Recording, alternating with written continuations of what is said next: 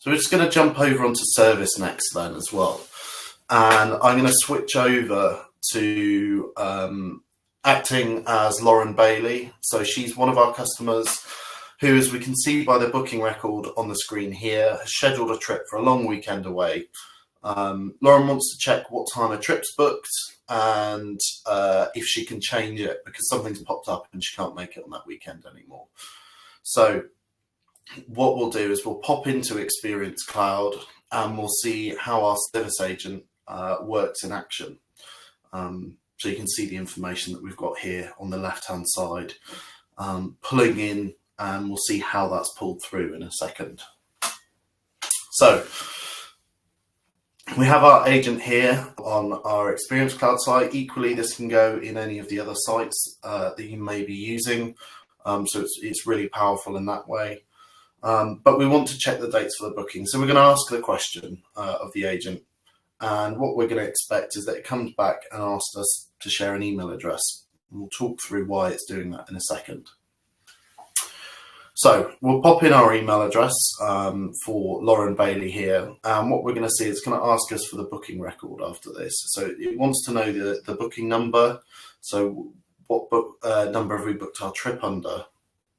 And that's going to bring up and call some actions around in the background and pull back a huge amount of information. Most importantly, our dates, but it's also going to bring back the key information that we've marked in this case should be presented to the client. So where they're going, how many people are staying, what the check-in and check-out dates are, what the check-in and check-out times are, any related occupancy information around children in this case, because that was marked earlier on in a conversation.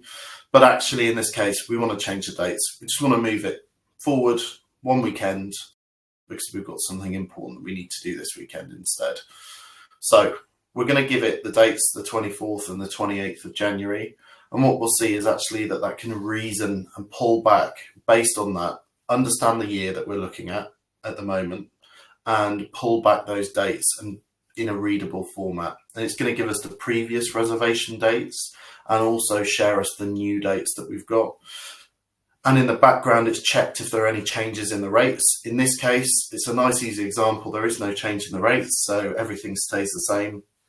You can easily schedule follow-up actions if there are changes in the dates and present the new price to try and push people away from cancelling and focus on, pulling in and just changing, moving those reservations so you get to keep that customer happy. So we'll pop into the builder in the background here now, and what we're going to see here is an example of a topic. So this is what a topic looks like. We've got booking management in here, and this is a custom topic that I've created for this demo. So we've got our classification and our scope, which is our role that we're giving the agent. And if you see, as I refresh here, you'll also be able to see those check-in start and end dates change from our previous actions, and we'll see how that changes back in a second as well when you're testing. So we've got our instructions. Notably, the one here that we've got is we want to make sure that we get the email of our customer to make sure that we know who we're talking to. And then what we'll see later on down the line as well is it's going to dynamically pull through and identify that for some of the actions we need extra information, such as the booking reference number, and that's where we're pulling and getting that information from. There's nothing in the instructions saying that we need to get that, but because the Atlas reasoning engine understands the action to go and get that information is that it needs a booking reference number, it's gone ahead and done that anyway and inferred that. So you can see here where we've identified the topic as I've started typing in. It's then worked out based on the list of actions that it's got, what actions it needs to take.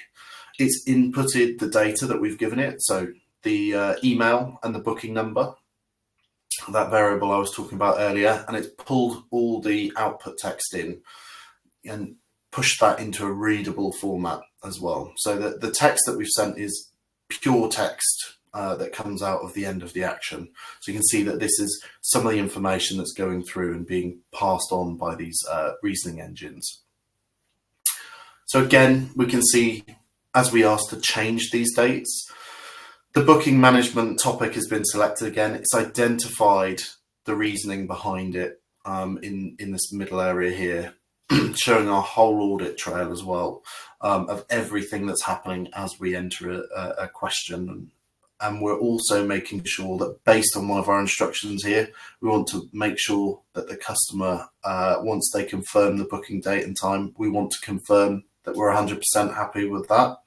So, and the example that I've shown here as well, if you see, if I put the same dates in again that we put in the demo earlier, it's not going to work because we're already on that weekend, and it comes back with a structured response for that. So if I change it back to the previous weekend that we were looking at earlier, you'll see that that's pulled through and updated there. So just a quick little offer to show you the power of the Atlas reasoning engine and the trust layer and the power that it's got behind it, and the way that you can make the most of all your existing actions.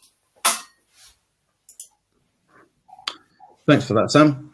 So you can start to see how these agents can help you win more business and or save time and costs. So, you know, it's super exciting. Besides the sales and service use cases that we've just demoed, there are so many possibilities with these new autonomous agents. From having one sit on your website as an assistant to advise customers on the right journey, activity, package or transfer, to employing an agent to power your marketing campaigns, we predict that we've only really just scratched the surface of what they can do. On this slide, we've suggested a few travel use cases that are hopefully relevant to the sector, just to kind of spark your imagination. So with the first one, imagine if you could make each and every customer feel like you really understand them. So, you know, take into account things like their preferences, their booking history, and real-time data that can then get leveraged by AI agents to suggest tailored travel itineraries, new destinations, or activities that match, you know, their budget, their time frame, their interests. You know, I think this would be an excellent way to upsell upgrades and add-ons that really appeal to each individual customer, you know, down to what they're really interested in. In the second one, you know, perhaps an AI agent could help manage special requests, like asking for a travel cot or champagne when you arrive at a hotel for an anniversary, perhaps.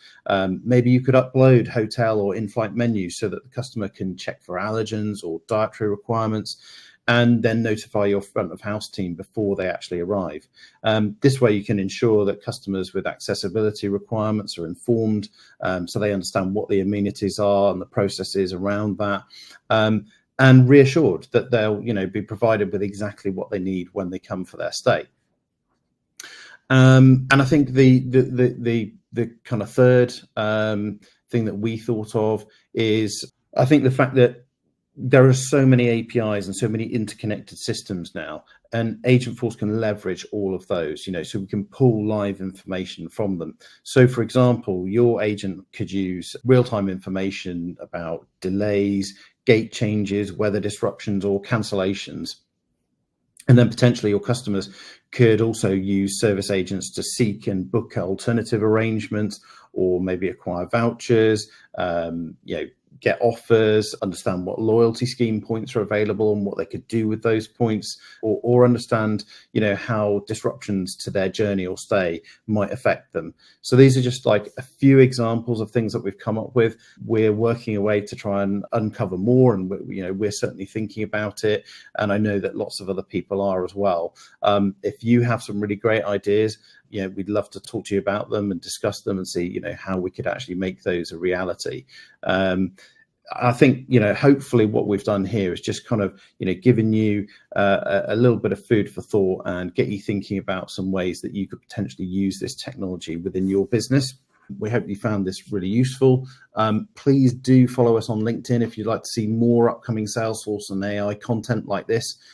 You can use the link here on this this slide, this QR code, to book your free AI workshop with us, where we can help you out. Once again, thank you very much for joining. We hope to see you on another webinar soon. Yeah. Have a great day. Very much all. Cheers.